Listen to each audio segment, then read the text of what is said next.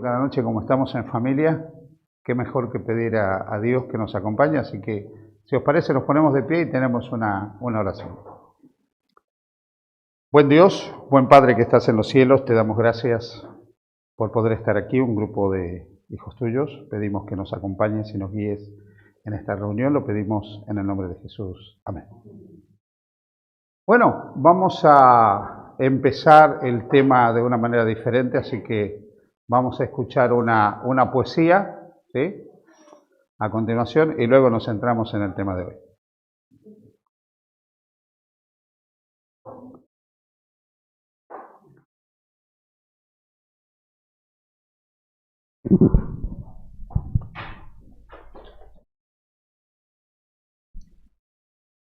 Sobre un mar confuso, Él viene hacia mí, olas gigantescas de dudas y temor. Jesús caminando a distancia está, y en la espesa niebla no le veo bien. ¿Será un fantasma o tal vez sea una ilusión? Dudas me atormentan, no me dejan ver. Hay tanta palabra, hay tanta opinión, que en el mar confuso puedo perecer.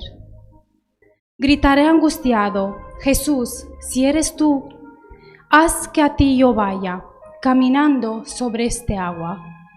Jesús, con su voz segura, extendió su mano y me dijo: ven. Me lancé del barco y caminando fui sobre la palabra que Jesús me dio.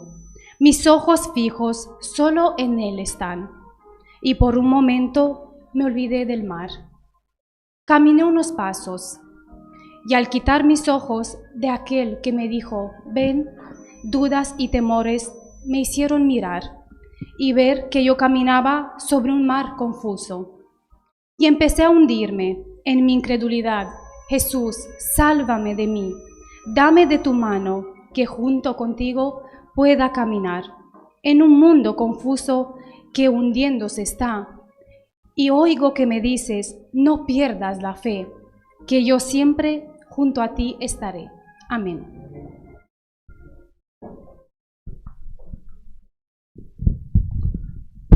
Gracias, Damaris.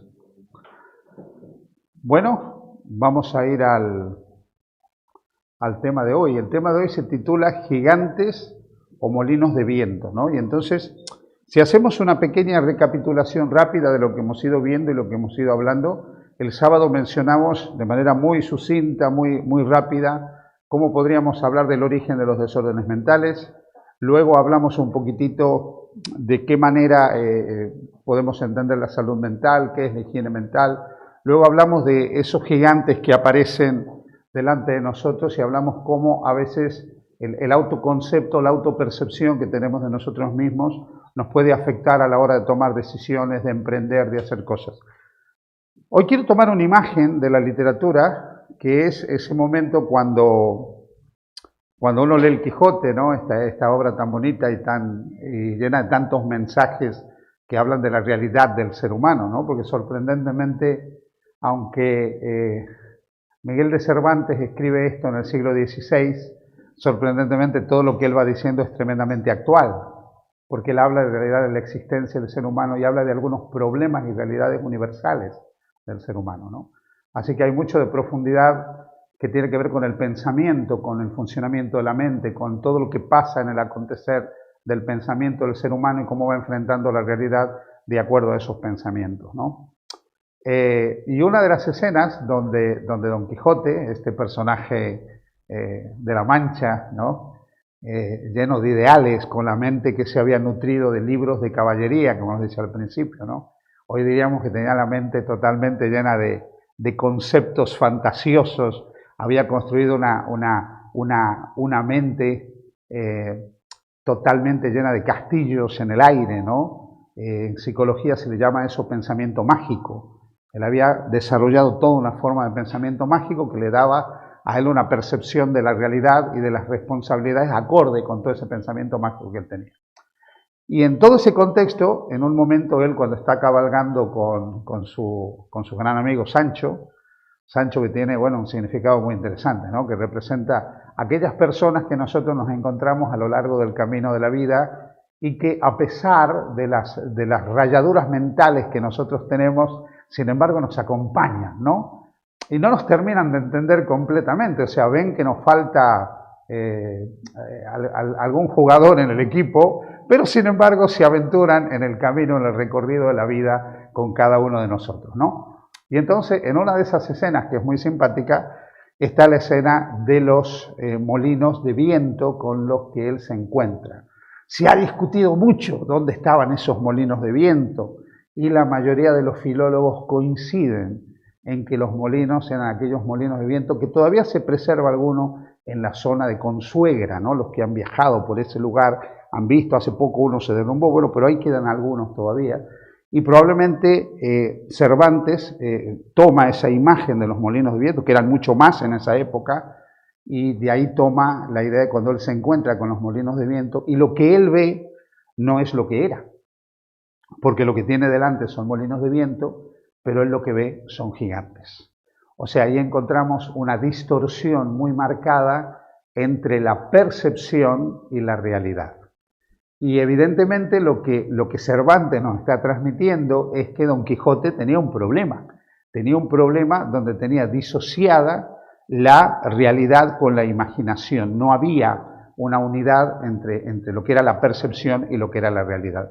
Esto nos puede pasar a cada uno de nosotros, ¿no? Vemos una cosa, pero percibimos una cosa completamente diferente. ¿Por qué se produce esa disociación entre la percepción y la realidad? Es lo que vamos a intentar explicar un poco. Hay muchos factores al respecto que tienen que ver con esto, pero quizás hoy nos centremos básicamente en uno. Normalmente, cuando hay un problema entre la percepción y la realidad, es que algo está pasando dentro de nosotros mismos, ¿no? Yo encontré esta frase que me llama mucho la atención, es una frase de un momento en que se produce un atentado en un lugar, entonces había una serie de personas secuestradas y los que estaban secuestrados mandan un mensaje que dice: el enemigo está dentro, disparad sobre nosotros, ¿sí? O sea, el enemigo estaba ahí, o sea, o se disparaba al enemigo o no había manera de vencerlo al enemigo, pero el problema es que el enemigo estaba dentro, estaba metido adentro. Y esto nos recuerda una imagen que también viene, que hoy sabemos que también tiene un fundamento histórico, que es la historia del caballo de Troya. Ya sabéis todo esto, bueno, como a la ahora no mítica, sino histórica ciudad de Troya, finalmente, bueno, introducen este famoso caballo de madera, que representaba una deidad troyana finalmente, y bueno, ¿este caballo qué significa? Y aquí está el caballo. Bueno, ellos creían que era, bueno, una bendición de los dioses, algo por el estilo, pero dentro del caballo estaba el problema, porque dentro del caballo estaban los enemigos que finalmente iban a conquistar la ciudad de Troya. ¿Qué queremos decir con todo esto? Que en el tema de la percepción y la realidad, el enemigo lo tenemos dentro de nosotros mismos. El problema no es la realidad, el problema es la percepción que te hace frente a la realidad ver las cosas de una manera distinta. Y hay una cosa que cuando nos enseñaban, nos enseñaban lógica o filosofía o psicología básica en el instituto, cuando nos hablaban de percepción y realidad, nos hacían el famoso experimento del remo, ¿no? Entonces, si tú pones un remo en el agua, el remo tú lo introduces recto, pero en el agua lo ves ¿cómo? Lo ves curvo. Entonces tienes la percepción y tienes la realidad, pero tú ves una cosa que no es, porque la realidad es que el remo en realidad no se ha quebrado, no está curvado. Entonces el problema está a veces en cómo nosotros leemos lo que percibimos, leemos lo que vemos, de qué manera nosotros leemos las cosas. Y eso es un problema que podemos tener dentro de nosotros mismos. ¿Cómo se va produciendo esto? Mucha de la percepción que nosotros tenemos y la lectura que hacemos de eso depende del grado de madurez emocional que nosotros tengamos. Entonces, hoy yo quiero hablar un poquitito de madurez emocional, porque a veces nosotros queremos ver gigantes y estamos atacando gigantes y nos imaginamos cosas, pero en realidad lo que tenemos delante de nosotros son molinos de viento, no son gigantes, son simplemente molinos. ¿Por qué vemos entonces gigantes? ¿Por qué percibimos cosas que no son? ¿Por qué hacemos lecturas que no corresponden? Bueno, entre otras cosas, no estoy diciendo únicamente, entre otras cosas, la madurez emocional tiene que ver con esto. Porque finalmente la madurez emocional determina la forma en que tu mente funciona.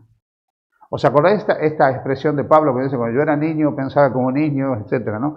Más ahora que soy adulto, pues exactamente pasa así. O sea, nosotros o maduramos emocionalmente o siempre vamos a tener una lectura distorsionada de la realidad porque vamos a tener un pensamiento emocional que no va a ser acorde al desarrollo fisiológico que nosotros vamos teniendo a lo largo de la vida. Hay que entender algunas cosas cuando nosotros hablamos de madurez emocional. Por ejemplo, cuando nosotros hablamos de madurez de introversión, es la capacidad para reaccionar más con el sistema nervioso, fijaros, ¿no? Y autónomo del cerebro que con el sistema muscular. O sea, la introversión es la capacidad para valorar, para replantearse, para pausar, para pensar, para poder reaccionar no de manera instintiva, podríamos decir. Nos permite evitar expresar respuestas automáticas que sean instintivas frente a un estímulo. Esto hace que nosotros podamos tener autodirección o autodeterminación en la vida. Y esto es muy importante, porque la autodirección o la autodenominación tiene que ver, fijaros qué interesante, con el control de nuestra propia conducta por medio de controles internos y no como resultado de las presiones externas.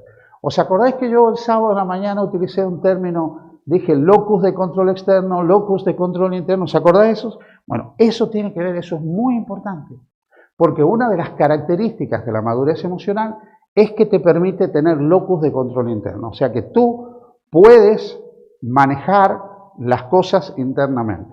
Voy a utilizar una expresión que la podéis encontrar en un librito que se llama Mente, Carácter y Personalidad, en el tomo 1, tenéis el tomo 1, tenéis el tomo 2, lo podéis leer, hay cosas muy interesantes ahí, todas con una perspectiva espiritual, religiosa, pero hay cosas desde el punto de vista del pensamiento muy interesantes. Y ahí hay una declaración que dice que el ser humano debe ser señor de las circunstancias y no dejar que las circunstancias se señoreen sobre él. Ese es un principio psicológico tremendo. Eso significa que nosotros tenemos que desarrollar el locus de control interno y para eso tenemos que tener madurez emocional, que es lo que nos da autodirección o autodeterminación, que es lo que nos permite finalmente tener consecuencialidad. Una palabra que hoy se utiliza mucho más que consecuencialidad es la palabra asertividad. Está más de moda hablar de asertividad cuando uno toma una decisión. ¿Para qué nos sirve a nosotros tener madurez emocional? Pues nos sirve para actuar maduramente en determinadas circunstancias que se nos van planteando a lo largo del recorrido de la vida, del recorrido de la existencia. Por ejemplo, nos permite que nosotros no tengamos parcialidad emocional. El problema de la inmadurez emocional es que tenemos la tendencia a colorearlo todo emotivamente. Y eso a nosotros nos puede parcializar, no nos hace imparciales. La madurez emocional te permite ser imparcial. Cuando tú no tienes madurez emocional, puedes parcializar la forma en que tú interpretas las cosas y la forma en que tú reaccionas. La parcialidad emocional básicamente es un prejuicio que surge de causas emocionales. Por ejemplo, pensemos en la discriminación racial. La discriminación racial, desde el punto de vista de la parcialidad emocional, sería que en una disputa entre dos personas de dos razas diferentes, tú te posicionas a favor del que es más semejante racialmente a ti. Eso se llamaría parcialidad emocional desde el punto de vista racial. Pero el hecho de que tú te sientas más cercano racialmente a una persona no le da el derecho a esa persona de tener la razón. Esa persona puede estar equivocada y tú te tienes en todo caso que posicionar a favor del que ha hecho lo correcto, el que expresa lo correcto, el que actúa correctamente. ¿Vale? Por ejemplo, otro caso, cuando nosotros se producen los amarres filiales. Los amarres filiales son algo también muy interesante porque también desde el punto de vista de la inmadurez emocional hacen que nosotros no seamos imparciales, nos llevan a actuar con parcialidad emocional. En una discusión, problema, conflicto entre un pariente consanguíneo y una persona ajena de ese círculo familiar, yo me posiciono a favor del pariente consanguíneo. Esto Shakespeare lo mostró con claridad en la famosa historia de Romeo y Julieta, los Montesco y los Capuleto. Entonces, claro, ¿por qué los Montescos tenían problemas con los Capuletos? Porque era una cuestión de sangre. Era una cuestión de sangre. Entonces, cuando tú empiezas a pensar en bloque, ¿no? O sea, la familia puede generar lo que se llama el pensamiento de bloque. pensamiento de bloque es algo que se utiliza, inspirar mucho para el manejo de los clanes, para el manejo de los grupos. Por ejemplo, a nivel político, hay mucho interés, desde el punto de vista político, en desarrollar el pensamiento de bloque, porque todos queremos que si yo soy de este lado, pues yo quiero que piensen como se piensa de este lado. Si yo soy del otro lado, queremos que se piense como se piensa del otro lado, ¿no? Bueno, el pensamiento de bloque es un problema, porque siempre, de todas maneras, te lleva a la parcialidad. En el caso del punto de vista familiar, la sangre genera vínculos, pero los vínculos sanguíneos no dan derechos. O sea, en el sentido de que el vínculo significa que este tiene la razón y que yo me tengo que adherir al de mi misma sangre en contra del otro. El otro puede estar equivocado o este puede estar equivocado y yo tendré que posicionarme del lado correcto. Estoy simplemente poniendo un ejemplo. Yo, a ver, soy Capuleto. ¿Significa que porque nací Capuleto, con sangre de Capuleto, los Montescos están equivocados? No. ¿Y me voy a posicionar siempre a favor de los Capuletos y en contra de los Montescos? Pues no. Esto se da en el pensamiento clánico, en la forma clánica de actuar. Entonces, esto es un problema, porque cuando nosotros hacemos estas cosas, también empezamos a perpetuar problemas. Cuando uno se va haciendo viejo, va recogiendo algunas experiencias que son interesantes. Y yo he conocido algunos contextos que me han llamado mucho la atención. Yo trabajé en un lugar, específicamente en un sitio, donde esto estaba tremendamente marcado. Y había prácticamente dos grupos perfectamente diferenciados. Por un problema histórico que se había vivido. Cuando yo llegué a ese lugar, esto había acontecido hacía 20 años atrás. 20 años es un tiempo como para que el agua corra ya debajo del puente. Pero eso se había perpetuado. Se había perpetuado y había dos grupos, ¿no? Vamos a decir, los Montescos y los Capuletos, perfectamente diferenciados. Y perfectamente diferenciados por la sangre. Pero lo que era peor, cada uno tenía sus adeptos, y si no eran adeptos eran enemigos, porque estaban los que por la sangre se sentían unidos a este grupo, y los que por una cuestión de amarres afectivos se sentían unidos a este grupo. Entonces la división de clanes era perfectamente marcada, se notaba perfectamente los pensamientos de bloque de cada uno de los grupos. Y todo había surgido como resultado de una disputa familiar, por un problema que había habido familiar en el pasado. Pero en el futuro el problema es que los padres lo habían pasado a los hijos, y esos hijos ya lo habían pasado a sus hijos. De tal manera que el problema empezó con los padres, siguió con los hijos y continuaba con los nietos. ¿Os dais cuenta de eso? Eso se produce cuando hay amarres filiales. Entonces, ¿para qué sirve la madurez emocional? Pues justamente para que este tipo de amarres no se dé, para poder romper un poco con estas cosas, que a veces pueden causar muchos problemas. Desde este punto de vista, cuando nosotros pensamos en la salud emocional tiene que ver con la salud mental, pero no es totalmente, es una parte de la salud mental. La salud emocional, que incluye la madurez emocional, sería la capacidad, por ejemplo, de aceptar y reconocer nuestras limitaciones, por ejemplo. Que hay cosas que nosotros vamos a poder manejar de una manera y cosas que no vamos a poder manejar de una manera. Aceptar los límites que nosotros tenemos. Esto de que nosotros somos omnipotentes, no se lo crean. Hay un solo ser omnipotente en el universo, por lo menos en el universo en el que yo creo, y ese ser, único ser omnipotente del mundo se llama Dios.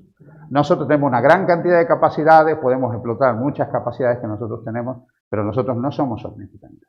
Cada uno de nosotros tiene un marco de limitaciones. Y esas limitaciones hay que asumirlas, esas limitaciones hay que aceptarlas. Lo segundo, la madurez emocional te permite tener la habilidad para lidiar con la realidad que te toca vivir de forma constructiva. O sea, frente a la vida, que es compleja, la vida es tremendamente compleja. No sé cuántos de los que están aquí han tenido una vida facilísima, sin ningún inconveniente, sin ningún drama, sin ningún problema que resolver, sin ningún... No sé si alguien la ha tenido, yo no la he tenido y conozco a pocos, ¿sí?, que la han tenido. Bueno, no conozco a nadie que haya tenido una vida sin algún tipo de problemas.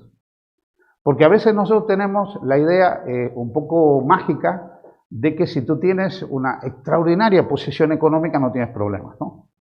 Pero hay una gran cantidad de problemas aún en ese marco posicional. Entonces no hay nadie que no tenga problemas, ¿entiendes? Entonces, pero la madurez emocional te da habilidad emocional para poder lidiar en forma constructiva con las diferentes situaciones que se te van poniendo delante de la vida. De tal manera que tú, en vez de seguir destruyendo algo o hundiéndote en algo, de eso puedes sacar algo productivo que mejore la situación a la que tú has llegado. te permite tener la habilidad necesaria para adaptarte a los cambios. Y esto es fundamental. Esto es fundamental. Si hay algo que marca la vejez mental de una persona es la incapacidad para los cambios. Yo decía el otro día que vejez no es arrastrar los pies.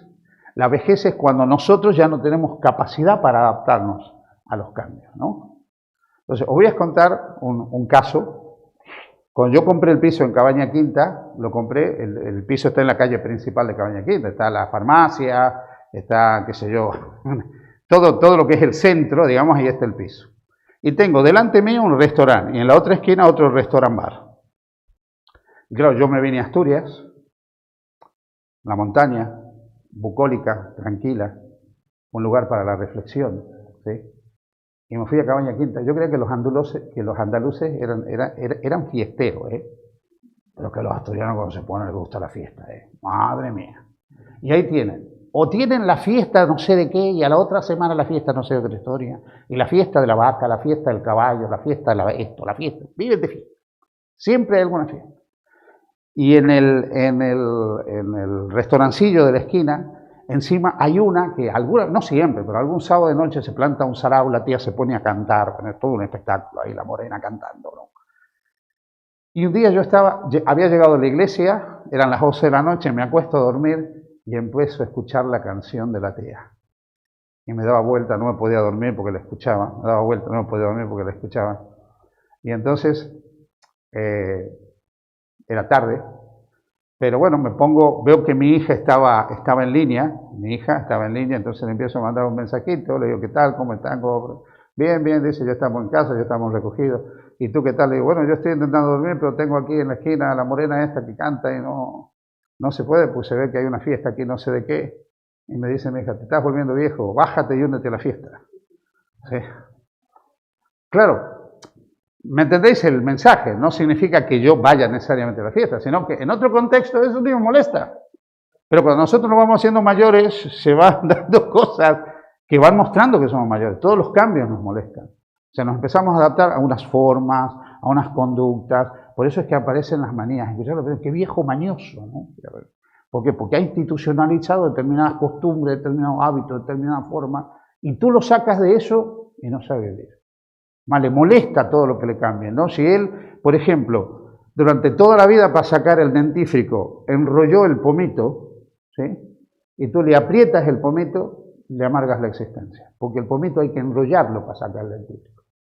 Y yo he hablado con personas, y os vais a reír, que tenían problemas conyugales por la forma en que se manejaba el pomito del dentífrico. Y os puede parecer ridículo esto, pero es que los grandes problemas de la vida a veces aparecen por ridiculeces. Entonces, la habilidad necesaria para adaptarse a los cambios. La vida tiene cambios continuamente, permanentes, constantes. La vida evoluciona de una manera que nosotros ni nos imaginamos. Aparecen circunstancias que son inimaginables, se dan nuevas cosas que nosotros ni nos hemos planteado. La mayoría de los que están aquí, que peinamos canas, no vivimos ni por asomo en el mundo que hemos nacido. Ni por asomo. Los que tenemos 60 años o más, decidme si conocíais el mundo de la informática.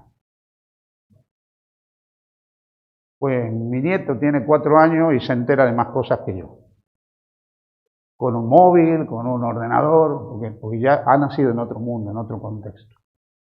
¿Os dais cuenta? Nosotros hemos tenido que hacer toda una transición. Yo me acuerdo cuando fui a estudiar teología, tenía una materia que se llamaba mecanografía. Tenía que escribir 30 palabras por minuto sin ver. Y escribiendo en una máquina de escribir. Fijaros cómo han cambiado las cosas. De esa época hasta hoy. Estoy hablando de algo tremendamente simple. Entonces, la capacidad para adaptarnos a los cambios. Otra cosa que nos da la madurez emocional, que nos da habilidad emocional, es un grado razonable de autonomía. O sea, podemos ser personas no dependientes.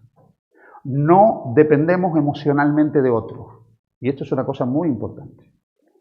No dependemos cognitivamente de otros. No dependemos intelectualmente de otro, no dependemos espiritualmente de otro, no dependemos, voy a ir un paso más allá, no dependemos económicamente incluso, o sea, aprendemos a tener autonomía en todo sentido, porque tiene que ver con la libertad humana, o sea, aprendemos a ser lo más autónomo que podemos ser, porque las dependencias son complejas y las dependencias siempre generan deudas.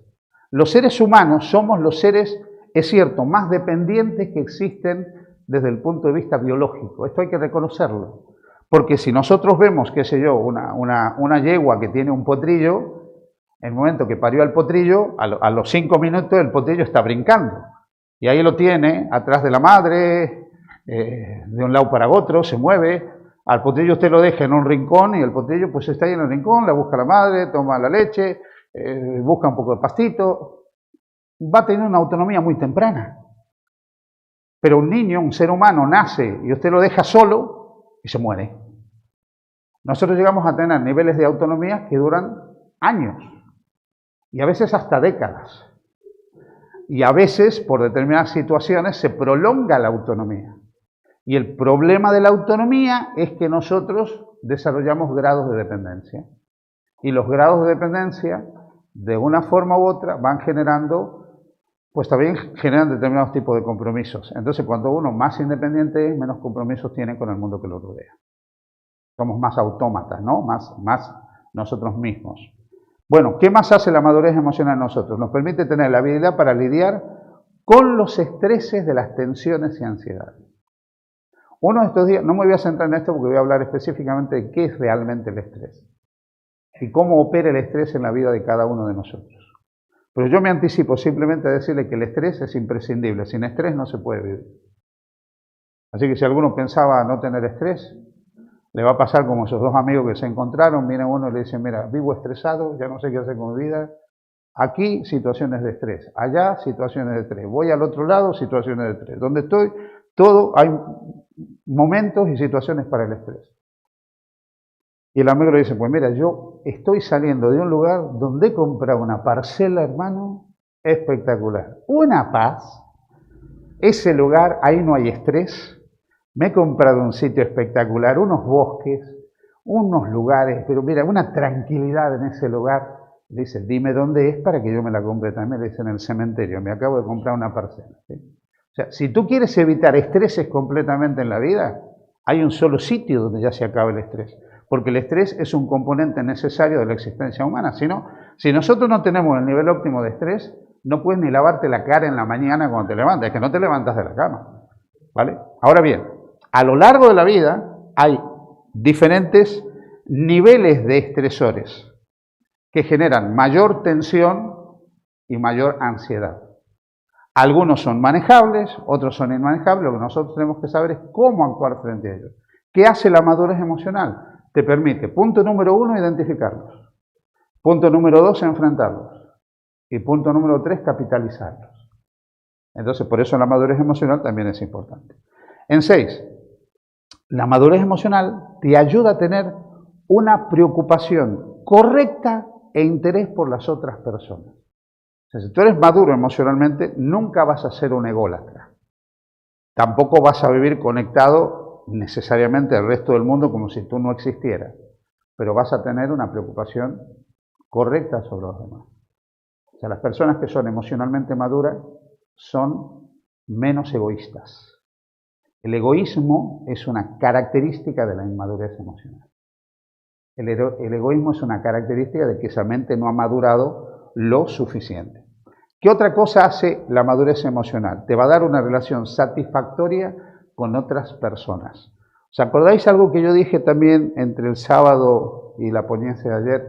Que cuando nosotros hablamos de las características de la salud mental, hay 3 cosas que se destacan. Primero, una persona mentalmente sana sabe estar a gusto consigo misma, amor propio, autoestima, de la que hablamos anoche, sabe estar a gusto con los demás, o sea, puede cultivar relaciones, puede tener amigos, puede tener amigas, puede tener un contexto, puede relacionarse, sabe estar a gusto con los demás y sabe enfrentar correctamente las dificultades, sabe tratar de manera asertiva, podríamos decir, los problemas y las dificultades de la vida.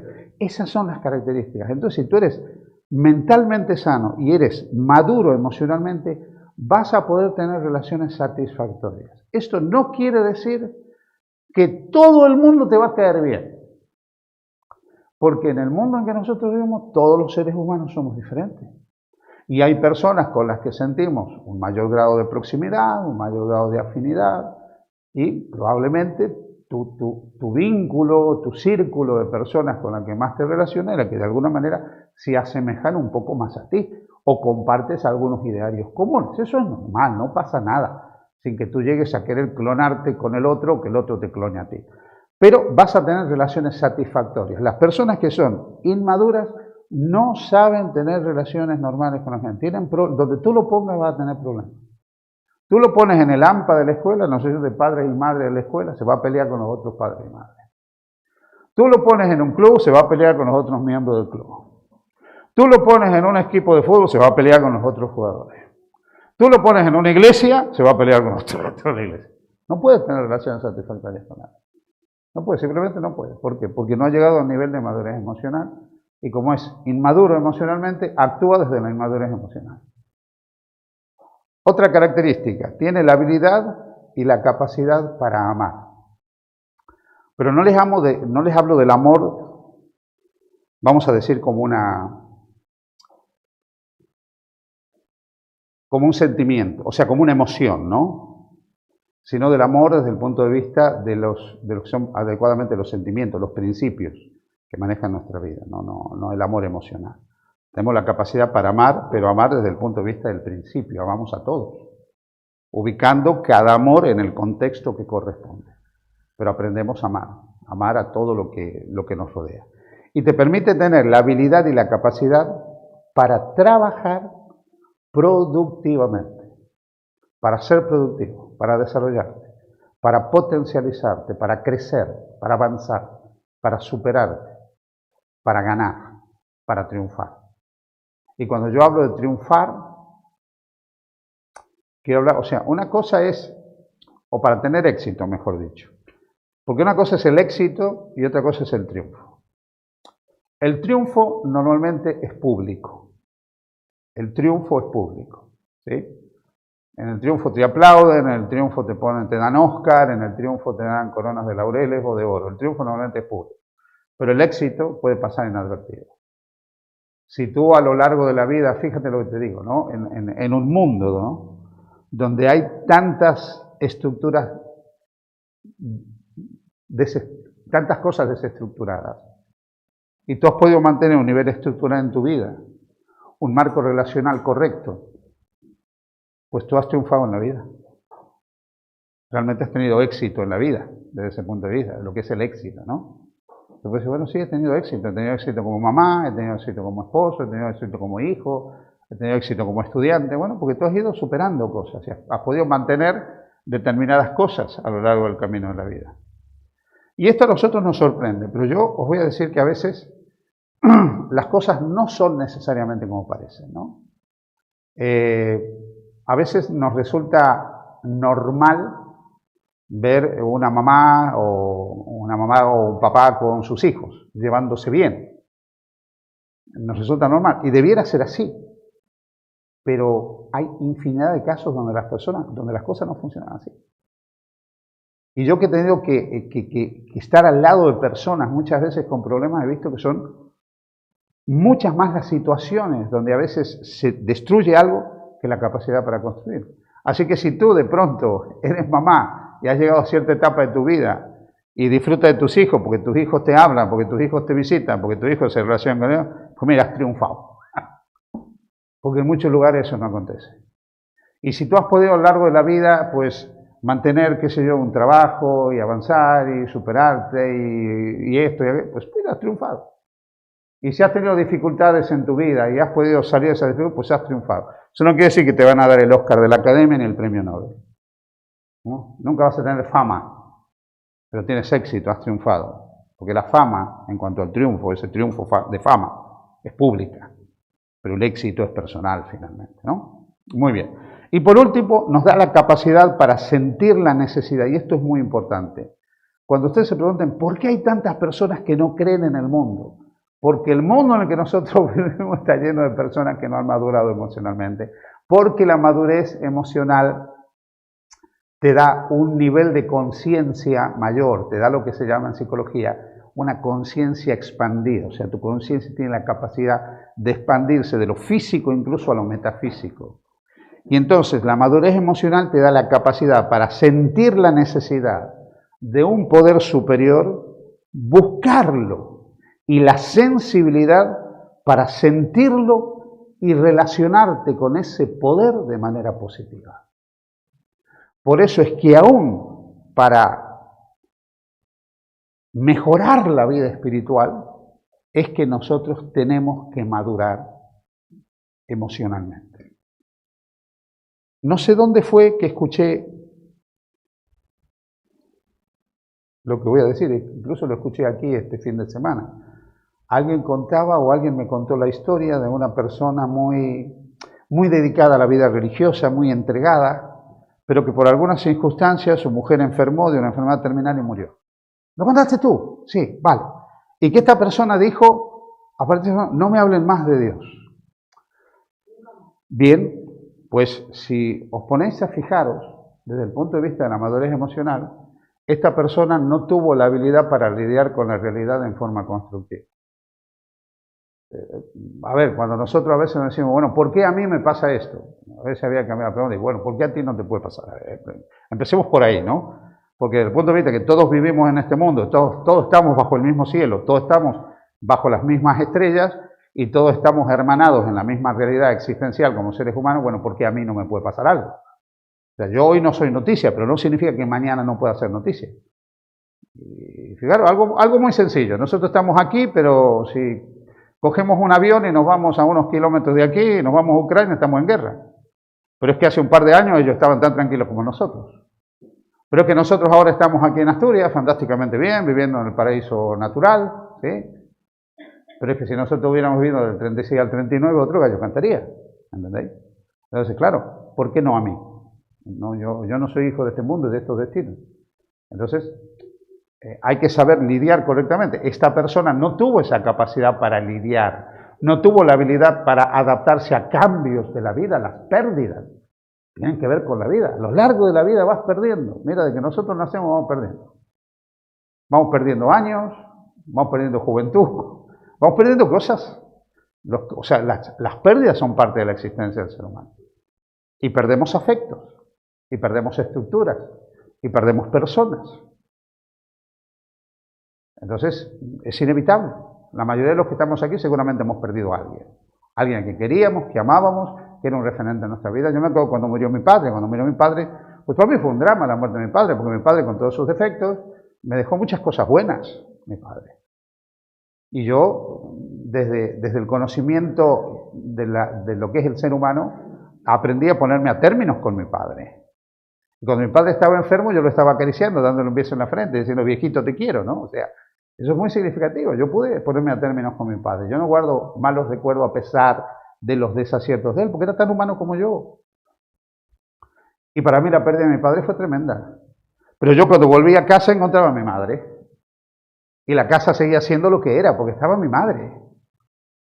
Y entonces mi hermana iba a la casa y nos encontrábamos la familia, y mis sobrinos iban a la casa y estábamos todos los familia. Pero cuando murió mi madre, y yo entré por primera vez a la casa después de la muerte de mi madre, el sentimiento de desolación que yo tuve fue tremendo. Faltaba algo que nunca más llenó.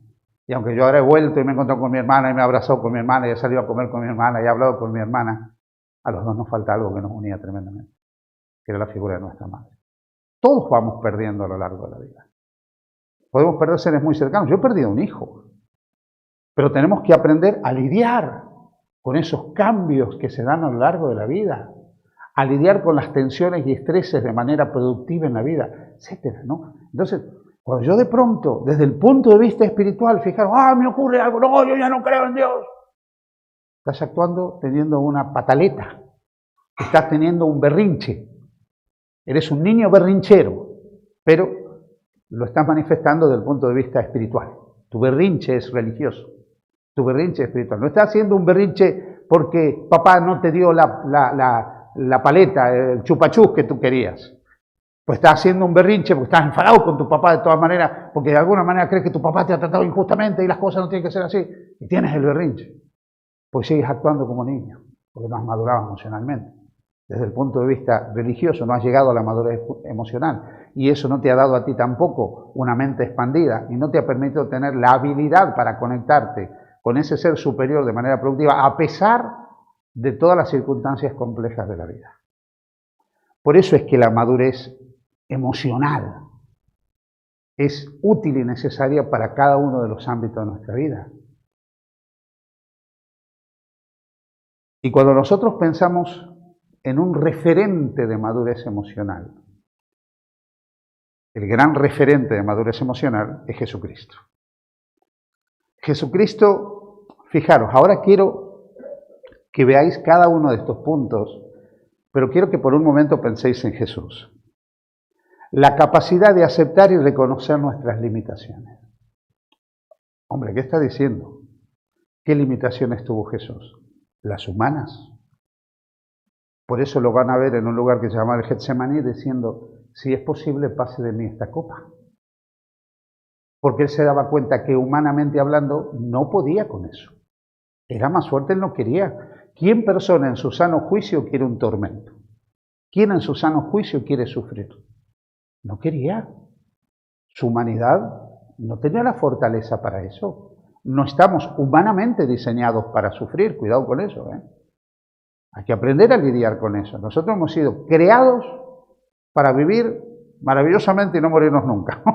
Entonces, lamentablemente, lo que nosotros llamamos pecado, es el lapsus en teología, eso produce en nosotros un desequilibrio, porque ahora tenemos que enfrentar otras realidades, ¿no? Bueno, humanamente, Jesús pudo lidiar, porque reconoció sus limitaciones. Si es posible, pase de mí esta copa. Pero fue aquel que para él era la fuente de poder. Mas no se haga mi voluntad, sino la tuya. Segunda característica. Pudo lidiar con la realidad de manera constructiva. Y lidió con la realidad de manera tan constructiva que él, en todo lo que veía, encontraba un mensaje para dar. Miraba los lirios del campo y encontraba un mensaje. Miraba las aves del cielo y encontraba un mensaje. Pero es que en las dificultades de la vida también, él encontró fortaleza. Porque en un momento todos lo están abandonando a él, y él frente a eso no se pone a llorar. No, vengan a mí, no me dejen, no me abandonen, no quiero estar solo. Sino que dice, fantástico, ¿queréis iros vosotros también? Sois libres. Aún en esa circunstancia él actuó independientemente. Él tuvo la capacidad para adaptarse a los cambios. ¿Y qué cambios? Si nosotros nos ponemos a pensar que era Dios y se hizo hombre, fijaros qué cambios. Pero diferentes cambios a lo largo de la vida. Porque en un momento de la vida todos le seguían, luego todos lo abandonan, en un momento todos lo critican, luego todos los condenan. Lo aplauden, después lo están mandando a la cruz, diciendo crucifícale, crucifícale, baja de la cruz, etc. Pero él se adaptaba a todo. Y por otra parte tuvo un grado razonable de autonomía. Hay una declaración en el libro Deseo a toda la gente que es profunda, que dice, Jesús a lo largo de toda su vida siempre anduvo solo, pero no era un solitario. Anduvo solo en el sentido de la autonomía. No dependía emocionalmente. Por eso a él lo podían aplaudir y no por eso se subía al carro del éxito. O lo podían insultar y no por eso se hundía en la cueva de la depresión. Fijaros qué interesante. ¿Sabías que cuando los generales romanos entraban luego de una victoria a las ciudades, ¿no? Le ponían al lado un esclavo que le llevaba la corona ahí de laureles ahí al lado, ¿no? Y claro, era tal la apoteosis del general romano que el hombre, para que no se le suban tanto los humos, el esclavo le iba repitiendo al oído, recuerda que eres solamente un hombre, recuerda que eres solamente un hombre. Pues Jesús recordó permanentemente lo que él era y actuó de manera autónoma. No dependía ni de los aplausos, ni de los gritos, ni de las alegrías, ni de las tristezas, ni de la aceptación, ni del rechazo. Tuvo la habilidad para lidiar con todos los estreses, tensiones y ansiedades que a lo largo del camino se le iban imponiendo. Ponemos a pensar las persecuciones que él recibió, de los que eran de su propio pueblo, de los que eran los líderes de su pueblo. Ponemos a pensar todo lo que eso significaba, la incomprensión de su propia familia, la realidad que él tenía. Sin embargo, pudo tener la capacidad para tener preocupación e interés por los otros. Tuvo la capacidad para relacionarse de manera satisfactoria con otras personas. Por eso digo, anduvo solo, pero nunca fue un solitario.